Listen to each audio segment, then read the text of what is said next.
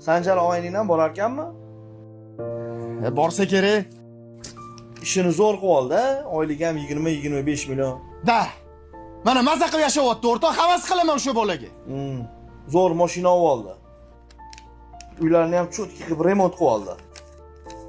Lekin oilaviy sharoit qanaqaligini bilasam, xotini bilan ajrashdi.